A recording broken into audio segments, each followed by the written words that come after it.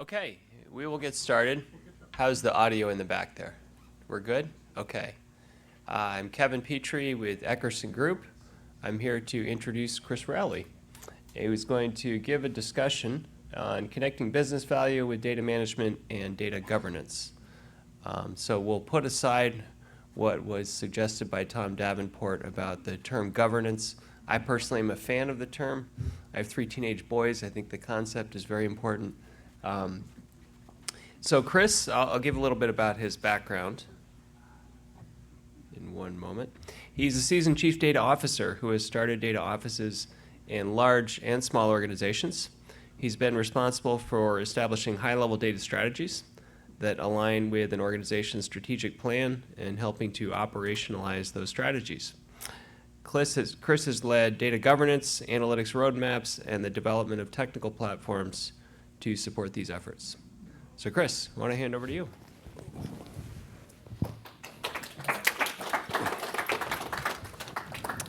Thanks. I get the coveted 4:45 to 5:15 time slot that stands between you and free alcohol. Good afternoon, everybody. My name is Kris Rowley. I've been a chief data officer for about 10 years. My first chief data officer role was at the General Services Administration for the federal government. Those of you who don't know, GSA has a lot of roles, but 2 of the big business lines are one of the largest real estate companies in the world, and then they process large volumes of acquisitions for the federal government as well. So very data-rich organization. And I was there for about 7 years. In the last 3 years, I've been chief data officer at Conference of State Bank Supervisors, which is an organization that's been around for over a century. It's a very small association that represents and has members of state financial regulators all across the country. And as you can imagine, with financial regulation and the advancement of fintechs and non-banks and all of the advancements that we've had in finance, it's a field that is rapidly evolving in the data space as well. So yeah, I've been CDO for 10 years. Like I think Tom said the average is 2.5 years. So I should be on my 5th CDO job apparently, according to Tom, but I'm only on my 2nd. So I'm doing something right or something wrong. I will say, like, I have seen a dramatic evolution of the CDO over the last 10 years. And I'm someone who's been coming to this event since it became a CDO conference. I think in 2008 was my first one, and I've been here. Other than through the pandemic, I think I've been to every session. And some of the initial first meetings were really focused on data management activities and information quality. It was kind of the foundation of what the organization was doing. We would sit in a room, and there's probably only be like 75 or 100 people at some of those early conferences talking about data management and governance. And here we are 10 years later, thinking about AI, and the foundation of those things are data management and data governance. And I too am somebody who's cringes at the word governance a little bit as well. I remember, starting data governance means I was very excited to be a CDO and starting data governance meetings at GSA, and no one would show up, right? It was like one of those things that no one would show up. And then I'd explain, okay, I won't do a data governance meeting. I'm gonna have a meeting to talk about how we can use data to hit our core mission goals and objectives, and talk about how we can improve that data to rapidly accelerate our achievements. People are like, oh, I'll go to that meeting. Like, that's data governance. But yeah, okay, as long as I explain it in a way that's a little bit more palatable to you, you'll actually participate and show up. So when I was thinking about the briefing, what I would focus on, I thought, data management, data governance, very difficult to articulate business value for those areas, and particularly a couple of the initial areas within data management itself. So I thought, through my experiences and through my way of operating, I've tried to put a very optimistic lens on here is a ways that I have done this to connect some business value to some of these core data management activities. So that's sort of the foundation of my briefing. And I don't have a clicker. Was I supposed to get a clicker? I just realized that. Oh, is this it? Okay. Hit the green. All right.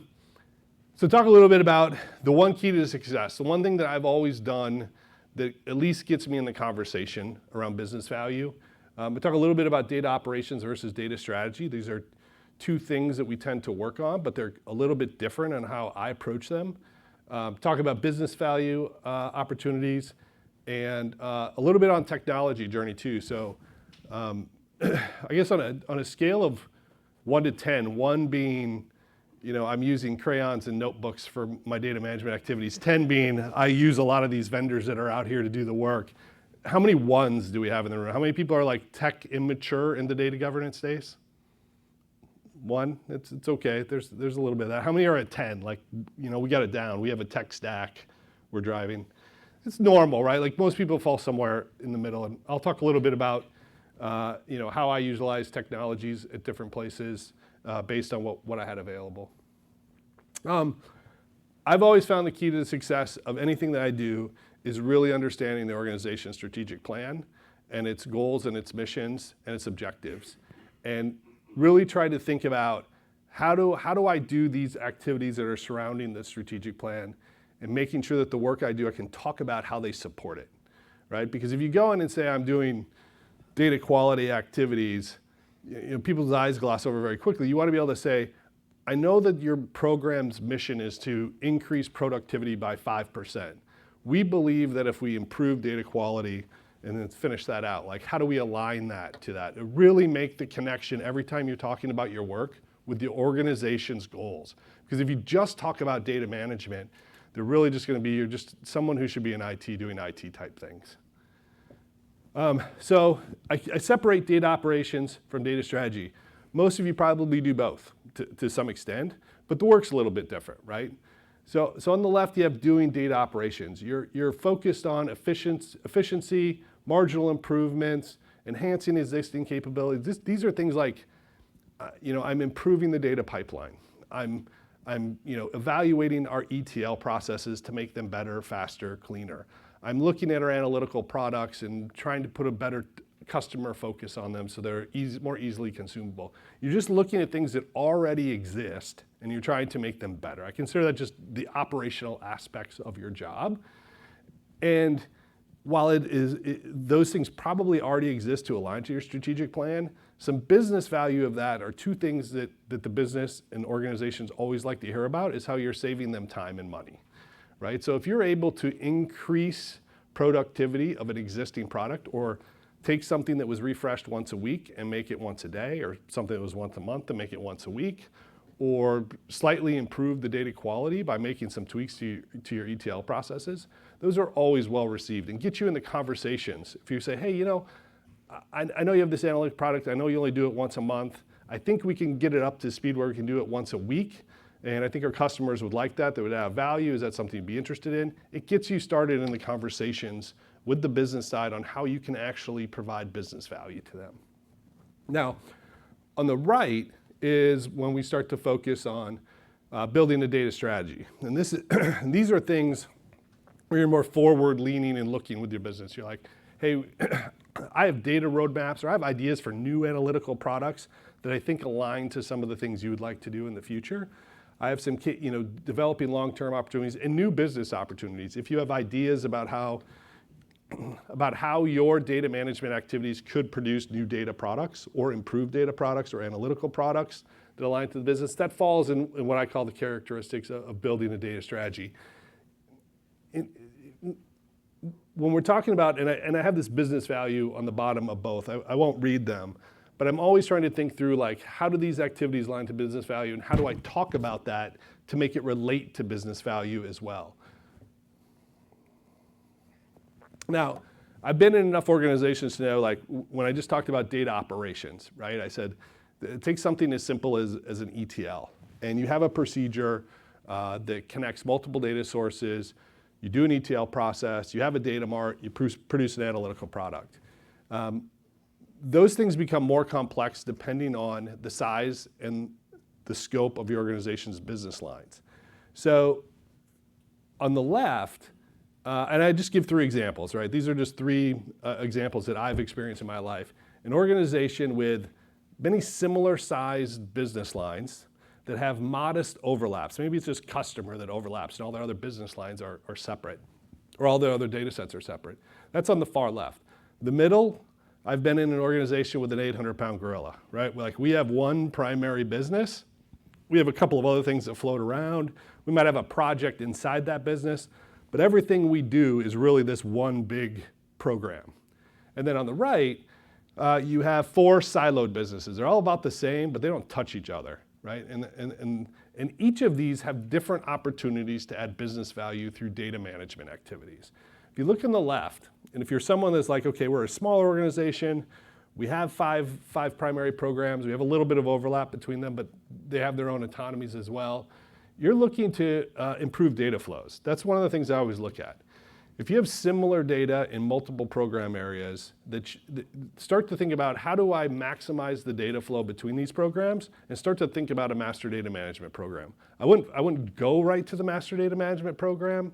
I would do some discovery around the different types of data that's being used across the program. Are they sharing it already? Are they collecting it autonomously? So there's multiple source systems. Those types of discovery activities, and start to map out how to optimize the data flow within that organization. With number 2 in the middle, this one is a little trickier, because again, in my experience, the giant blue circle in the middle has all the money, right? They are the driver, right? Everybody else around them exists, and that's nice, and they get resources, but all of the money is in the middle, the foundational infrastructure, all of your technology, all of your focus, all the priorities, that's there. So you really want to make sure that they are a part of any master data management program, because even if the little yellow circle that connects, maybe they have a domain that's higher quality, they're still probably going to be heavily influenced by the giant circle. And what you want to do is improve the giant circles and make them the source system of record for as many things as possible. Create an MDM solution that the data flows to all of the other residual organizations, and make the case that makes the smaller organizations more efficient, which makes the 800-pound gorilla very happy, because then they get to continue to run the show. That is my thought there. The siloed organizations, now if you come to an organization, we have 4 programs within our organization. They're totally autonomous, but they all have the same customers, and they all collect the same customer data at different times. They have different correspondence with our customers, those types of things. Now you're really looking to develop a data catalog and start to prove why they need to start sharing data. This is interacting with business leaders. Say, I can make your relationship with your customers more effective if you start sharing data more effectively, and you start centralizing and creating an MDM solution. The one on the far right, if you don't have a very senior executive champion, it's very hard, because they're very autonomous organizations with their own leadership. You need a CEO to be like, yeah, we really need to streamline this type of work and really be engaged in that discussion. Each of those, when you're having conversations with the leaders in each of these circles, you're having data governance conversations with them. It may not be a formal meeting, it may not be a formal discussion, but it's a starting point for how you start to engage and discuss data management activities.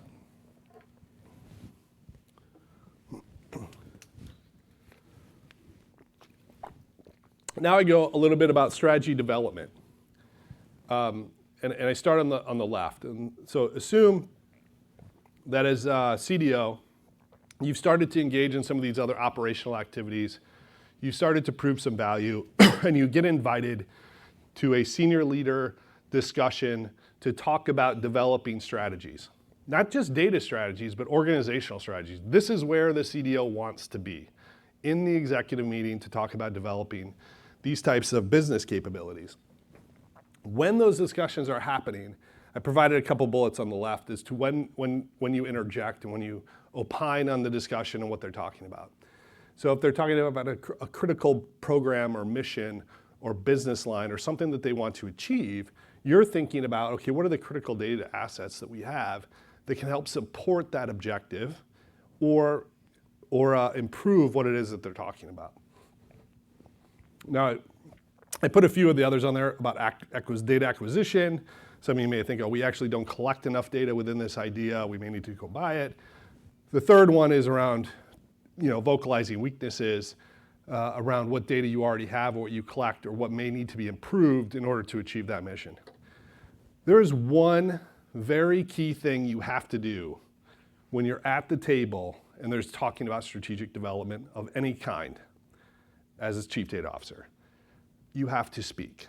Because if you just sit at the table and listen to them talk, they are going to look at you as someone who reacts to their decisions and their discussions and helps to go implement them, that you're not participating. And I think, when we talk about, there's a lot of discussion around the CDO working for a CIO, or does a CDO work for, a chief executive officer, or, what the organizational placement is. In my experience, it doesn't matter. If you are someone who is willing to go out and speak up in these types of discussions or interact with executives, you will be brought to the table, whether you work for the CIO or whether you work, in some other part of the organization. It's your personal relationships and interactions with people that bring you to the table to help you engage and make these decisions. And if you don't have that, and if you sit there and you're like, well, I don't want to tell them that their data sucks, that they can't actually do what they want to do because the quality's so terrible, we're never going to be able to prove that they can be successful. If you don't speak up and say these things, then they're not going to take you as a leader and as someone who's going to be participating in the C-suite. You will always be, the stepson of the CIO or the stepdaughter. So that's just something that it's very critical, I think, for CDOs to start. If you want to be at the table, great, but once you get there, you have to speak up. On the right, those are the activities that you're taking away, right? So you've had the strategy discussion, people have made decisions, they're constructing a strategic plan, and now you got to go take back and go, okay, my action items are start to prioritize these critical data assets that we have and making sure that they align to the business priorities. I have to establish MDM rules and bring that to the table. And this allows you, if you're engaged in this strategy discussion, to really push some of these MDM ideas, to be able to come into the room and say, I know you think the best data set for this program comes from this system, but it doesn't. It actually would be better if it came from over here, or if we procured it from this company, where you start to engage in those ideas around MDM and data sources. And then this also is where you start to get into the discussion around resources. So CDOs that are one-person shows or 5-people shops who struggle with resources, build a business case off of a strategy. If you build a business case, say, I need data management resources in order to implement and deploy better data quality, master data management, data catalog creation, all these data management activities, you're less likely, again, in my experience, less likely to hear the word yes unless you directly align it with some other business or programmatic priority in the work that they're trying to achieve, and prove why getting those resources will actually improve or increase the likelihood of success of whatever it is they're trying to achieve. Okay, technology. So I won't read through all of this. I have varying degrees of thoughts on maturity around technology and technology investments. On the far left of the bar, I've identified some bullets or areas of ideas of where, if you have low technology maturity, what are some things that you could still be doing in that space, versus when you get to the far right, high maturity. It really is around, on the far left, again, in my opinion, is doing a lot of manual data cataloging efforts. That's a little bit more labor intensive, but things you can do even if you don't have a lot of technology at your disposal. In the middle is when you start to document data flows. You start to have data models created for your enterprise. You start thinking about data quality issues. Then you start, when you get to the farther right, I think MDM is when you start to get really into the more mature space of actually implementing a technology MDM solution that is all wrapped around actual data governance discussions and decision making.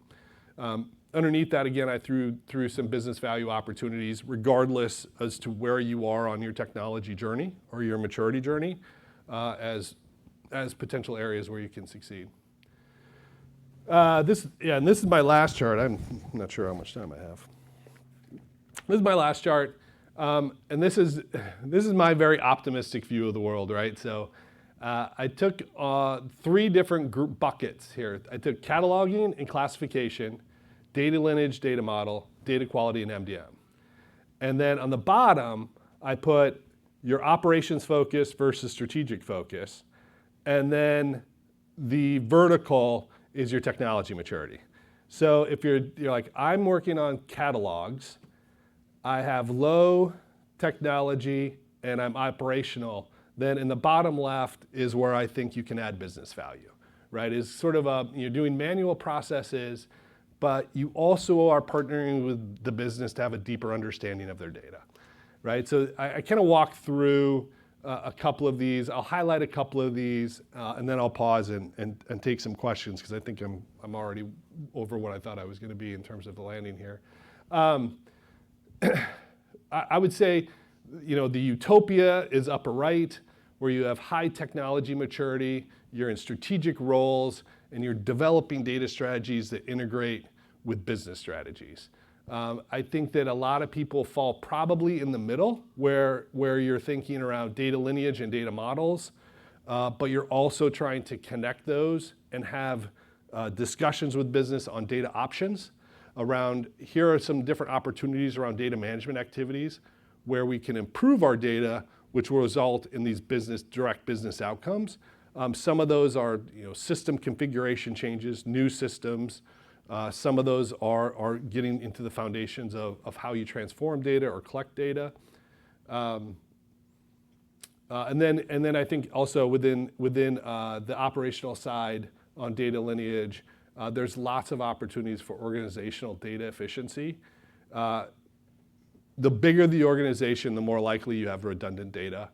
The bigger the organization, the more likely you have opportunities to collect data once for multiple purposes, generate stronger data governance controls, improve business value. So anyway, those are just some of the brief thoughts on my experiences of being the CDO and how to try to take what you do every day and align it to business value and have conversations around it. I can't stress enough that if you're in meetings, and you're trying to become at the table around more of the decision making, you can't just talk about data. You have to also translate that into business. It's not an easy transition for some people, but it's something that I think CDOs are going to be evolving towards, particularly as we start to tie into AI in the future. So I think I'm happy to field some questions. So get your questions ready. We're going to start with a question from the online community. And then this kind of, I think, refers back to the slide you had around some of the different overlaps and different considerations. But the question is, how can we deal with complex business line structures? So how do you deal with it when it's not as clear as what you had on those pictures? Oh, yeah. These are examples. I mean, these are endless, right? Like the business line structures are endless. The key to looking at this is really understanding it, though.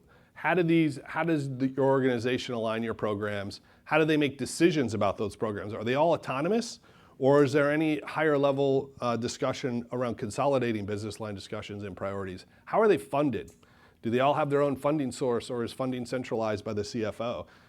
Again, the more you've centralized resources, the more opportunity you have to go to the CFO and say, hey, I think I have an idea on how to save some money. They're going to listen. If each of them have their own bucket of money with their own financial resource person, that conversation's a lot harder. So you really have to evaluate your organizational structure to understand how you can approach them and talk about business value. Makes good sense. Questions in the room? Question back online.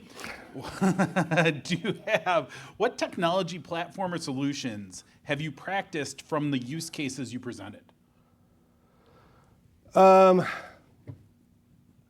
Yeah, I mean, I don't want to go into specific technologies with a bunch of vendors out there who do a lot of this work and give the assumption that I'm supporting. There are a lot of great ones, and I will say there are more and more coming online. I love the niche kind of data management companies that are out here today. I think there's a pool of them out here. So I won't dive into any specific technology or anything like that. But I've done everything from basic Microsoft Excel type work to sophisticated tooling at different places as well. So I mean, it ranges. I've been all over the technology maturity map, and I'm sure I will continue to be.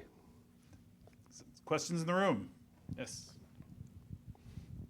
I know we talked a lot about governance and data management and organizational structures and the value stream. I wonder what your opinion is on some of the thoughts are on data literacy, data acumen as it relates to the organization and the success of any effort across an organization. Yeah, I mean, Val from the Data Lodge is in back, who has a session tomorrow on data literacy, who's an expert on it. I would say it is. I think it has naturally improved over the 10 years that I've been a CDO. I would say when I started as a CDO, it was analytics focused. Like it was like, forget the 99% of the work. I don't want to hear anything about that. Just show me the final product that you have. And it was like they weren't even interested in the complexity necessary in order to produce predictive analytics. Now I feel like more and more executives understand there's a lot of work that's happening in the data space. I'm starting to understand it. I know that I have to do it, but I don't actually, like if you put, here's the skills and contractors or staff I need to do this work, I think there's still a lot of literacy necessary around those, around like human resources and skill sets. But it is a critical path. But I've seen it improve a lot over the last 10 years. So let me just ask a slightly different way. Organizational data proficiency or data competence, there's got to be a way to sort of quantify that, right? I don't know if you've done any work there to sort of evaluate, okay, if we were here 5 years ago, we've improved in these areas over time, and maybe if you have some thoughts on how you may have done that to enable some of.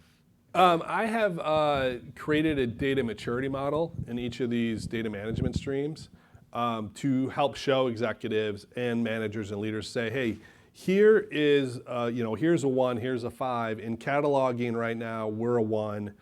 In MDM, we're a 0. Like I've shown them and said, like, if we want to progress, here are the things we need to do to mature in these areas and to be better. That's kind of how I approach literacy with them, is just developing kind of a data or a maturity model that was really layman's terms based. Other questions? I have a question. So you've been talking, you talked both about operational considerations as well as strategic considerations.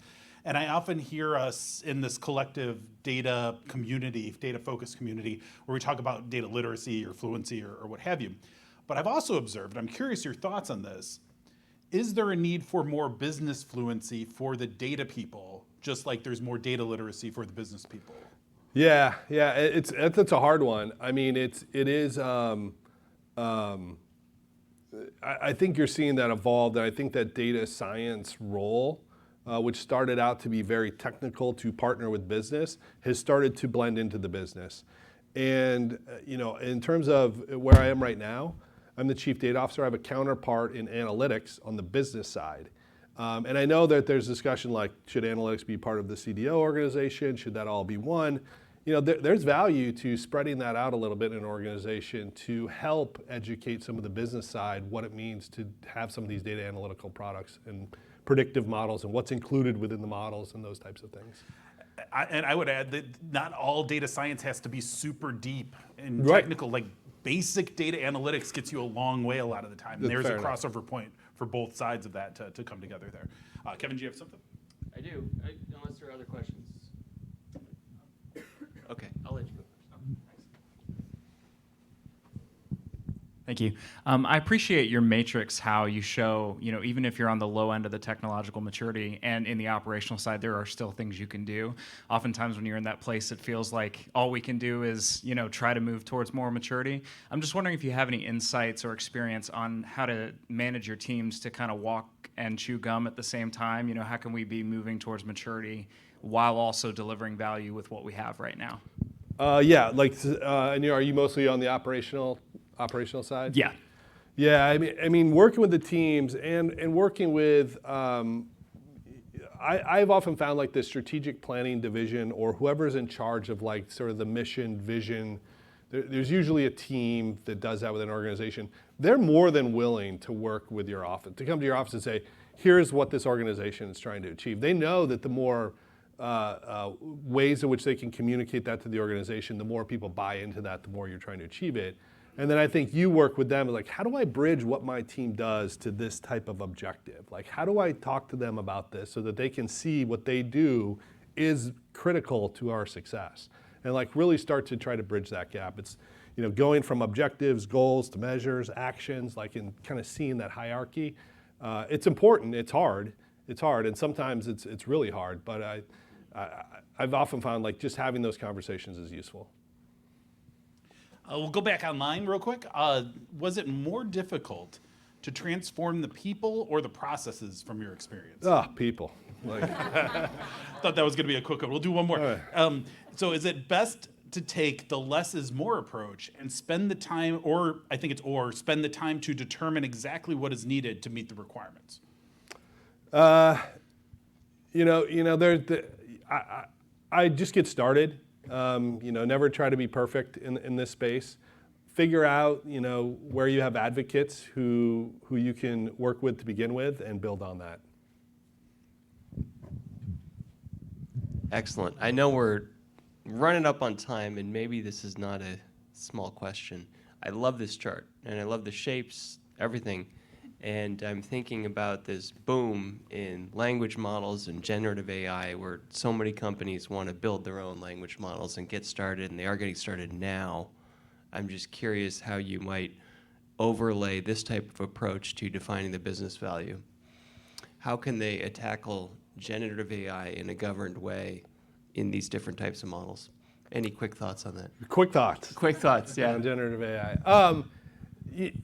I do think like just imagine the data management activities inside of these, right? Like all of those core things that you have to do needs to be laid out and defined inside of this before you lay AI on top of it, or you're going to have some bad responses, bad models. That's right. Fundamentals first. That's right. That's fair. Thank you. I think we're all out of time. So Kris, great job. Thank you all very much. Thank you all. Appreciate it.